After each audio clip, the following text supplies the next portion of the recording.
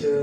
بینمون تموم ترس هر کی هر کاری کرد، تو اگه بودیم گهگاهی کم میدونی بین من و تو نبوده فرق، پس دیگه هیچ وقت نگو بهتر همون که رفت، بذار کام خودمونو نکنیم تق، حالا داره بستگی بهت میدونی نباشی روانی میشم، دارم بهت عادت میکنم برای خاطرات بدایی میشم، میبرتم اونجا که برات پرسه میزدم حوالی شب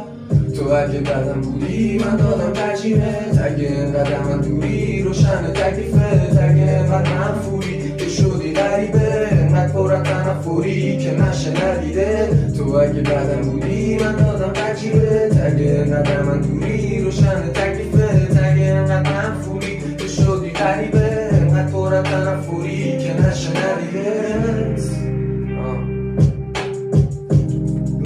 شاید یاد من نره خودی این کلی و نره و هرکی بده تو بزنم تو برش میدونی میخواستم نباشه غم تو همه جا ببینم خنده رو لبت، لیاقت نداشتی زدی حالو به همش، چون ندادم به کسی ترجیح تو رو اشتباه کردم منو جمع کن برو، مثل یه آدم عجیبی جلوم و رفتاراتم رو مخی تو رو، رفتاراتم رو مخی تو رو، تو اگه بدم بودی من دادم ترجیحت، اگه اینقدر من دوری روشن تکلیفت، اگه اینقدر منفوری که شدی غریبه، اینقدر پرت تنفری که نشه ندیدت، تو اگه بدم بودی من دادم ترجیحت، اگه اینقدر من دوری روشن تکلیفت، اگه اینقدر منفوری که نشه ندیدت،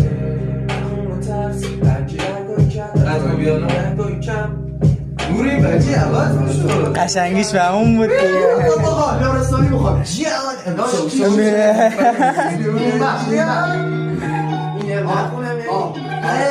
وایسا بس که من دنبال این بودم وایسا خوب الفار خیلی خوبه دیگه که